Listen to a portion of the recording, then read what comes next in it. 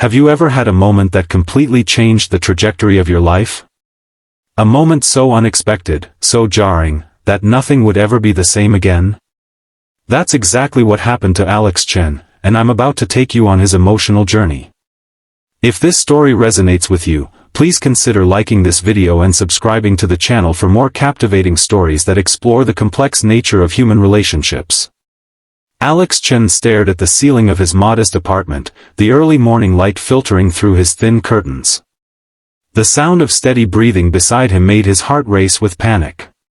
He slowly turned his head, hoping against hope that last night had been a bizarre dream. But there she was, Catherine Reynolds, his intimidating boss of 3 years, fast asleep in his bed. The woman who had made his professional life a living hell was now curled up next to him, her usually perfect hair splayed across his spare pillow.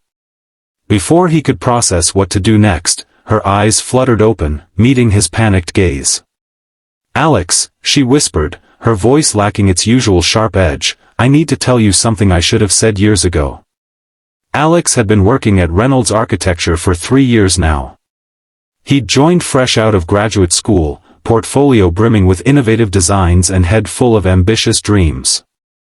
Catherine Reynolds had built her firm from nothing, earning a reputation as one of the most brilliant, and ruthless, architects in the city. At 42, she was 15 years his senior and seemed to take particular pleasure in tearing apart his designs during team meetings. "This lacks vision," she would say, or, "If this is your best work, perhaps you should reconsider your career choice." Each criticism cut deep, but Alex stayed. Despite everything, he admired her work and knew that surviving under Catherine Reynolds would open doors throughout the industry. So he endured the public humiliation, the late nights, the impossible deadlines, all while nursing a complicated mix of resentment and respect for the woman who seemed determined to break him.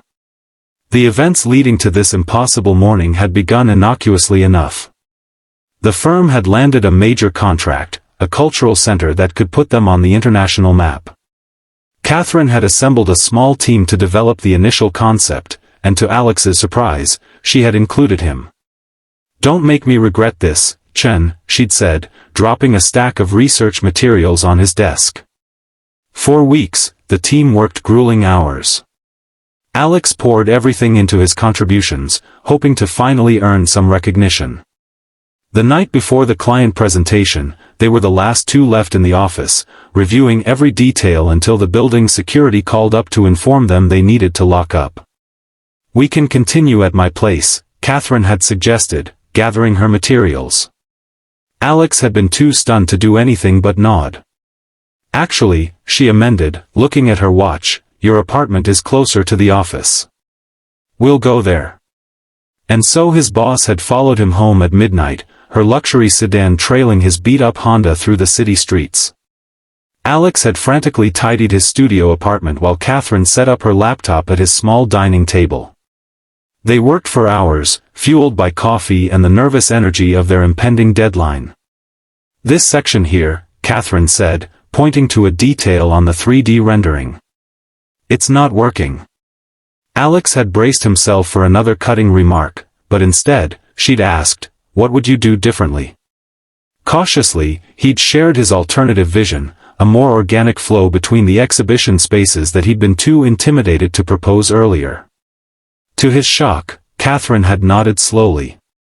"Show me," she'd said. They'd worked side by side until 3 a.m., their usual power dynamic temporarily suspended by exhaustion and the intimate setting of his small apartment. When Alex had finally completed the revisions, Catherine had smiled, actually smiled, at him for the first time in 3 years. "This is good work, Alex," she'd said quietly. "Really good." The compliment, so unexpected after years of criticism, had left him momentarily speechless. He'd mumbled a thank you, suddenly acutely aware of how close they were sitting, of the faint scent of her expensive perfume. "I should go," Catherine had said, but made no move to leave. Instead, she'd looked around his apartment, taking in the architectural books lining his shelves, the framed sketches on his walls, some of which were his own designs, others from architects he admired. "You have Reynolds' early work," she'd observed, nodding toward a book on his shelf. Your Westlake project was what made me want to become an architect, Alex had admitted. I applied to your firm specifically because of that building.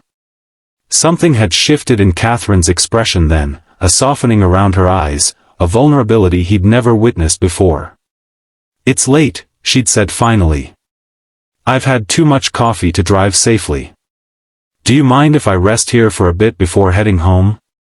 Alex had offered her his bed, planning to take the couch, but Catherine had insisted they both get some rest before the presentation. We're adults, Chen.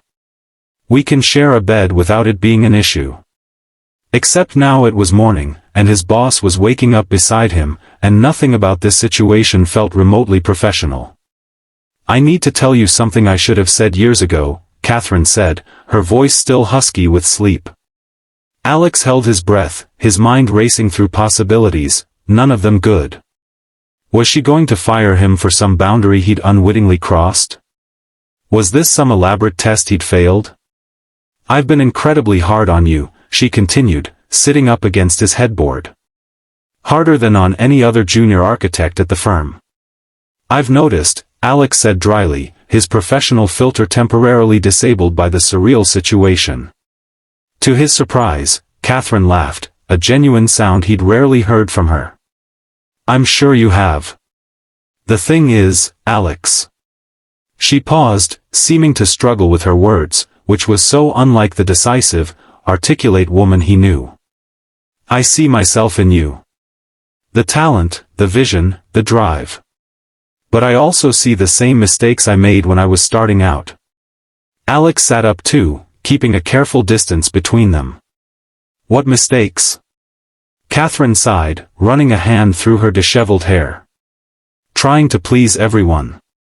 Compromising your vision to make it more palatable. I watched you do it over and over, start with something brilliant, then water it down because you thought that's what I wanted. Isn't it? Alex asked, confusion evident in his voice. You've rejected every original concept I've brought to you. I rejected them because I could see you holding back, she said. Last night was the first time you fully committed to your vision, fought for it. That's the architect I want working for me. Alex stared at her, trying to process this revelation. So the constant criticism, the public humiliation, that was what? Some twisted form of mentorship? Catherine had the grace to look slightly ashamed. I never claimed to be good at nurturing talent. I push people hard. Too hard, sometimes. But I push hardest the ones I believe in most. That's. Alex searched for the right word. Messed up. Yes, she agreed simply. It is. And I'm sorry. The apology hung in the air between them, as unexpected as everything else about this morning. There's more, Catherine said after a moment. The Westlake project you mentioned, my breakthrough design. Alex nodded, waiting. I almost didn't submit it. I had a safer design ready to go, something I knew the committee would approve. The Westlake concept was too radical, too different from anything I'd done before. I was convinced it would be rejected. What changed your mind? Alex asked, genuinely curious. My mentor, Catherine said, a sad smile playing on her lips. James Harrington. He told me that great architecture isn't about playing it safe. It's about having the courage to put your true vision into the world, even when it terrifies you. She looked directly at Alex. Especially when it terrifies you. The mention of James Harrington, a legendary architect who had passed away several years ago, surprised Alex. Catherine rarely spoke about her own mentors or influences.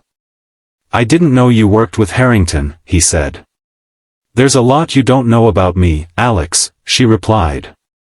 Just as there's a lot I don't know about you, despite working together for 3 years.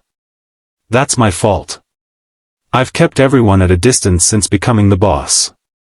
Alex wasn't sure how to respond to this sudden vulnerability from a woman who had always seemed impenetrable. The morning light was growing stronger now, illuminating Catherine's face in a way that made her look younger, less formidable. "Why are you telling me this now?" he finally asked. Catherine was quiet for a long moment. "Because last night, watching you fight for your vision, seeing your apartment filled with books and sketches that show how deeply you care about architecture, it reminded me of why I started doing this in the first place. And it made me realize I've become exactly the kind of rigid, intimidating figure I used to resent when I was your age." She swung her legs over the side of the bed, her back to him now. "The presentation is in 4 hours. We should get ready." And just like that, the moment of vulnerability seemed to be over. Catherine gathered her things and asked to use his shower. Alex, still processing everything she'd said, made coffee in a daze. As they prepared to leave for the office, Catherine paused at his door. "What happened this morning, what I said, stays between us. I'm still your boss, and you're still a junior architect with a lot to prove." Alex nodded, not surprised by her retreat to their established dynamic. But something had fundamentally changed, and they both knew it. The presentation went brilliantly. The clients loved the revised design, particularly the elements Alex had contributed during their late-night session. Catherine gave him credit publicly, something she'd never done before. In the weeks that followed, their working relationship shifted subtly. Catherine was still demanding, still critical, but there was a new dimension to her feedback, a focus on pushing Alex toward his most authentic work rather than simply tearing him down. 2 months after that strange morning, Catherine called Alex into her office late on a Friday afternoon. "Close the door," she said, not looking up from the papers on her desk. Alex complied, his stomach tightening with familiar anxiety. Had the brief détente between them come to an end? "I'm starting a new division within the firm," Catherine said, finally meeting his eyes. "Focusing on experimental, forward-thinking projects. Smaller budget, higher creative freedom." Alex waited, unsure where this was going. "I want you to lead it," she said. He stared at her, certain he'd misheard. "I'm sorry, what?" "You heard me, Chen. You've been holding back for 3 years, trying to design what you think I want instead of what you believe in. I'm giving you the chance to show me, to show everyone, what you're really capable of." "But I'm nowhere near qualified to lead a division," Alex protested. "I've never even managed a project on my own." "Neither had I when James Harrington gave me my first real opportunity," Catherine replied. "Sometimes the only way to learn leadership is to lead." Alex sat down heavily in the chair across from her desk. "Why me? There are senior architects here with decades more experience." "Experience isn't everything," Catherine said. "Vision matters more. Passion matters more." She paused. "The willingness to fight for your ideas matters more." Alex thought about that morning in his apartment, about Catherine's unexpected vulnerability, about everything that had happened since. "This isn't because of what happened between us, is it?" Catherine's expression hardened slightly. "Nothing happened between us, Chen. We worked late, I crashed at your place, and we had an honest conversation. Don't make it something it wasn't." "That's not what I meant," Alex said quickly. "I just meant, this opportunity seems to have come out of nowhere." Catherine's expression softened again. "It didn't come out of nowhere. I've been watching you for 3 years, pushing you to see if you'd break or rise to the challenge. You rose." She slid a folder across the desk toward him. "These are the details of the new division. Think about it over the weekend. Let me know on Monday." Alex took the folder, his mind reeling. As he stood to leave, Catherine added, "And Alex? If you take this on, I won't be holding your hand. You'll succeed or fail on your own merits." He nodded, understanding that this was both an opportunity and a test. "I wouldn't expect anything less from you, Ms. Reynolds." For the first time in their professional relationship, she smiled at him without reservation. "Catherine," she corrected. "If you're going to be a division head, you should call me Catherine." That weekend, Alex barely slept. He pored over the materials Catherine had given him, his mind alternating between excitement and terror at the opportunity before him. By Sunday night, he had made his decision.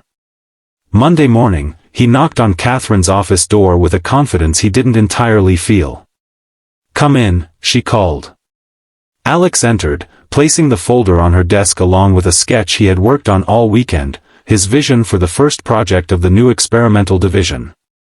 Catherine looked at the sketch, then up at him, her expression unreadable. "So you're accepting?" "On one condition," Alex said, surprising himself with his boldness. Catherine raised an eyebrow. "You're in no position to make conditions, Chen." "Maybe not," he agreed. "But you said you wanted me to fight for my ideas. This is me fighting." A hint of approval flickered in her eyes. "What's your condition?" "Complete creative control over the division's projects. You can veto for budget or structural reasons, but not aesthetic ones."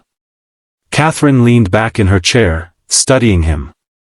"That's a lot of power for someone with your limited experience." "You just said experience isn't everything," Alex countered. For a long moment, Catherine was silent, and Alex feared he had overplayed his hand. Then she laughed, that same genuine laugh he had heard in his apartment. "James would have liked you," she said. "All right, Chen. Creative control it is. But the first time one of your experimental designs fails to meet code or goes significantly over budget, that control becomes negotiable. Deal?" "Deal," Alex said, extending his hand. As they shook on it, Catherine held his gaze. "Don't make me regret this." "I won't," he promised. 6 months later, the experimental division, now officially named Reynolds Vanguard, unveiled its first completed project, a small but innovative visitor center for a nature preserve. The building seemed to grow organically from the landscape, using sustainable materials and cutting-edge technology to create a structure that was both beautiful and nearly invisible from certain angles. The project received glowing reviews in architectural publications, with several noting the fresh perspective it brought to Reynolds Architecture's portfolio. At the opening reception, Catherine found Alex standing alone on the observation deck, looking out over the preserve as the sun set. "Congratulations," she said, handing him a glass of champagne. "You've proven me right about you." "Thank you for taking a chance on me," Alex replied. "Not many bosses would have. Not many employees would have survived my management style long enough to get the chance," Catherine admitted. "I've been thinking about what you said that morning in your apartment, about my approach being messed up." Alex winced. "I shouldn't have said that." "No, you were right," Catherine said. "I've been working with a leadership coach. Trying to find a balance between pushing people to excellence and, well, not being a complete tyrant." Alex couldn't help but smile at her self-awareness. "How's that going?" "It's a work in progress," she admitted. "But worth the effort. The firm is changing. I'm changing." She looked out at the building they were standing in, Alex's vision brought to life. Sometimes change is necessary for growth. They stood in comfortable silence for a moment, watching as the building's innovative lighting system automatically adjusted to the fading daylight. "I have another proposition for you," Catherine said finally. Alex turned to her, curious. "The firm is expanding. Opening a second office on the West Coast. It needs a managing partner." Alex stared at her. "Are you offering me a partnership? After only 3.5 years?" "I'm offering you the opportunity to interview for it," Catherine clarified. "Along with 2 other candidates. But yes, you're in the running." "Why?" Alex asked, genuinely puzzled. "The Vanguard division is just getting started. We have 3 more projects in development. Because sometimes leadership means recognizing when someone has outgrown their current position," Catherine said. "You've proven you can manage a team, bring innovative projects in on budget, and charm clients. The West Coast office needs exactly those skills." Alex was silent, processing this unexpected development. You don't have to decide now, Catherine added. The interviews won't be for another month. Think about it. As she turned to rejoin the reception, Alex called after her. Catherine? She paused, looking back at him. That morning in my apartment, when you said you saw yourself in me. Did you mean it?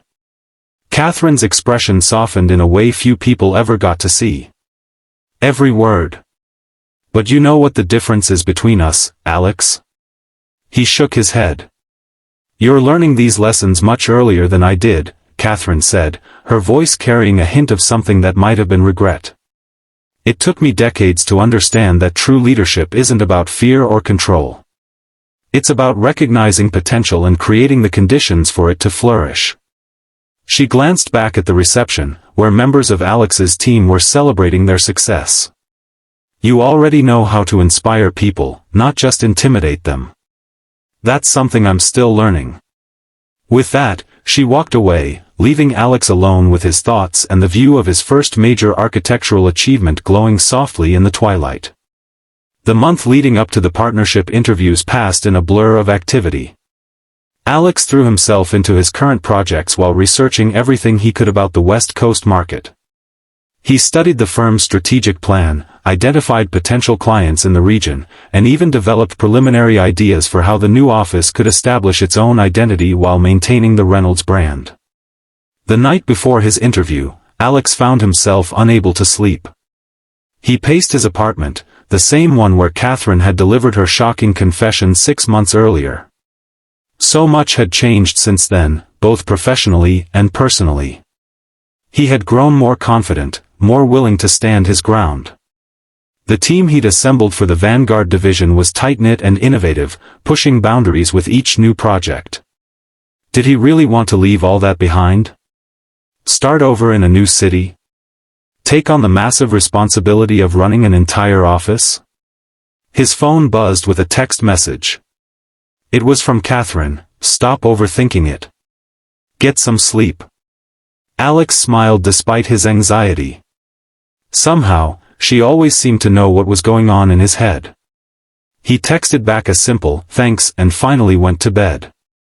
The interview panel consisted of Catherine, 2 senior partners, and the firm's operations director. For 2 hours, they grilled Alex on everything from his management philosophy to his 5-year vision for the West Coast office. He answered honestly, occasionally pushing back when he disagreed with their assumptions. When it was over, Catherine walked him to the elevator. You did well, she said. We'll have a decision by the end of the week. Can I ask you something?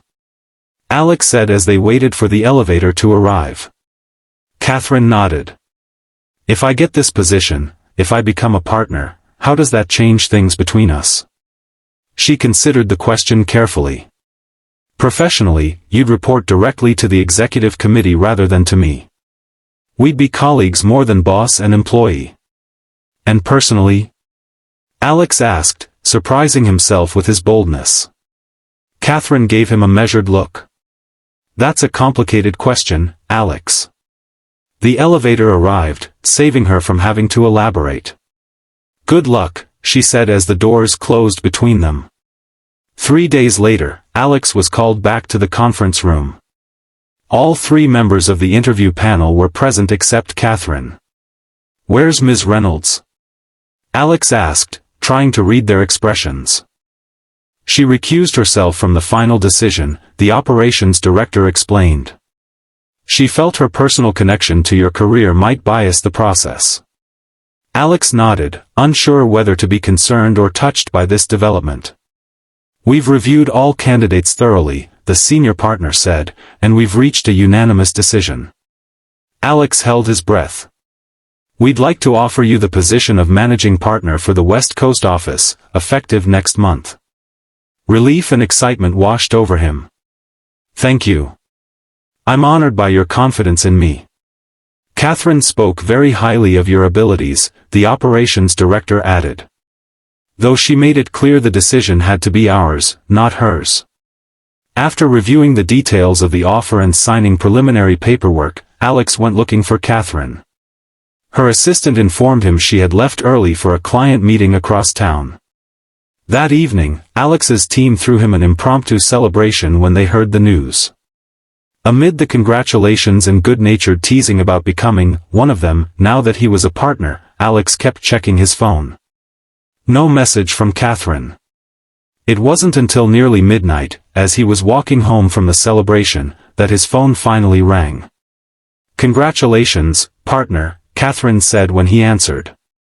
"Thank you," Alex replied. "Though I hear you removed yourself from the decision." "It was the right thing to do," she said. "You earned this on your merit, not because of any personal connection between us." There was a pause, filled with unspoken questions. "I'm at the office," Catherine said finally. "Would you mind stopping by? There are some transition details we should discuss." 20 minutes later, Alex found Catherine in the firm's rooftop garden, a space usually reserved for client events. She was sitting on a bench, looking out at the city lights. "Quite a view," Alex said as he approached. "I come up here to think sometimes," Catherine admitted. "Helps put things in perspective." Alex sat beside her, maintaining a professional distance. "You wanted to discuss transition details?" "That was partly an excuse," Catherine said with unexpected candor. "I wanted to talk to you away from the office politics and prying eyes." Alex waited, sensing she had something important to say. "When you asked how this promotion would change things between us, I didn't give you a proper answer," she continued. "The truth is, I don't know. We've had a complicated relationship from the beginning." "That's one way to put it," Alex said with a slight smile. Catherine turned to face him directly. "I've been hard on you because I saw your potential. I pushed you because I knew you could handle it. But somewhere along the way, my interest in your career became more personal than I intended." Alex's heart rate quickened. "What are you saying, Catherine?" "I'm saying that I care about you, Alex. More than is probably appropriate given our professional relationship. And now that relationship is changing, and I don't know what that means for us." The honesty of her admission took Alex by surprise. For 3 years, Catherine Reynolds had been an enigma, brilliant, demanding, occasionally cruel, rarely vulnerable. Now, for the second time, she was showing him a side of herself few people ever saw. "I care about you too," Alex said carefully. "I've respected you from the beginning, even when I thought you hated me. And since that morning in my apartment, I've come to see the person behind the intimidating boss." Catherine smiled ruefully. "That morning changed a lot of things, didn't it?" "It did," Alex agreed. "It made me see that even Catherine Reynolds is human. That you have doubts and regrets just like the rest of us." "Don't tell anyone," she said with a hint of her usual dry humor. "I have a reputation to maintain."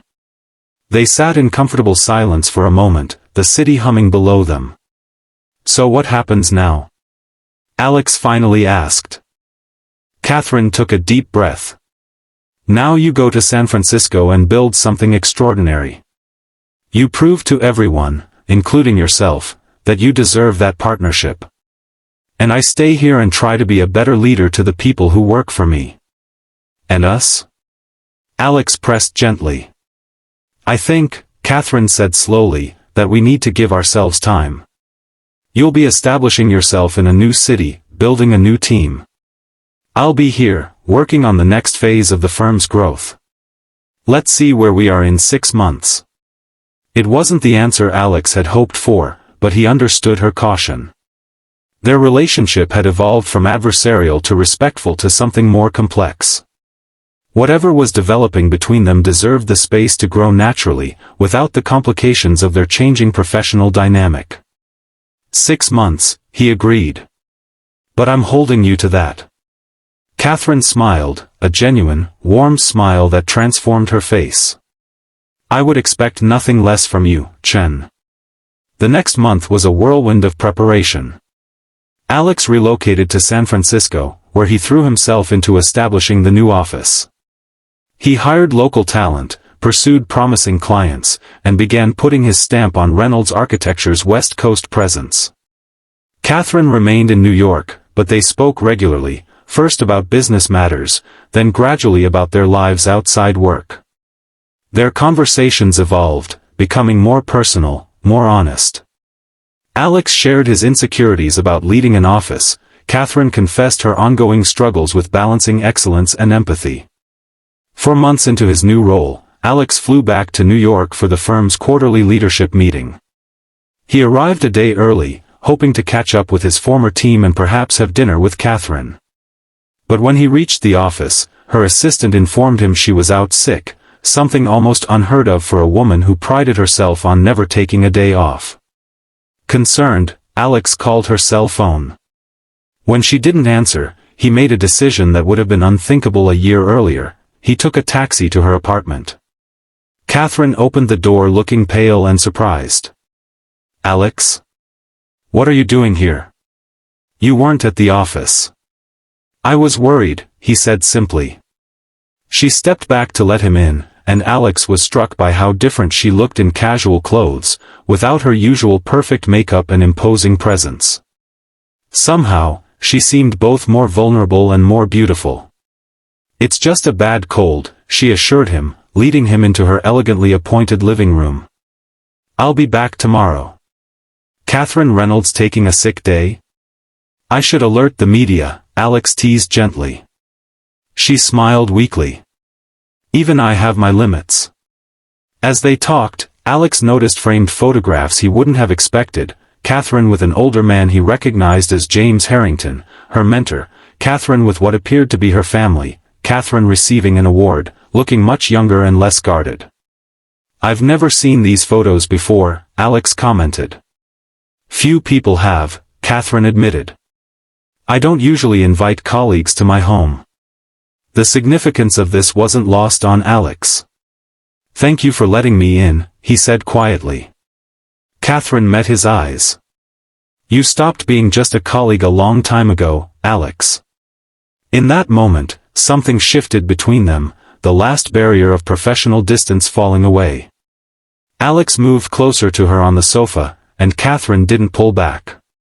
"I've missed you," he said honestly. "I've missed you too," she replied. "More than I expected to."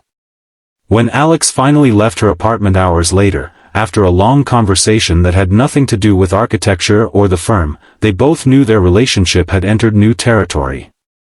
They agreed to take things slowly, to be discreet, to see where this connection might lead without rushing or forcing it. The next day, Catherine returned to the office, every inch the formidable leader everyone knew. But when her eyes met Alex's across the conference table during the leadership meeting, there was a warmth there that hadn't existed before.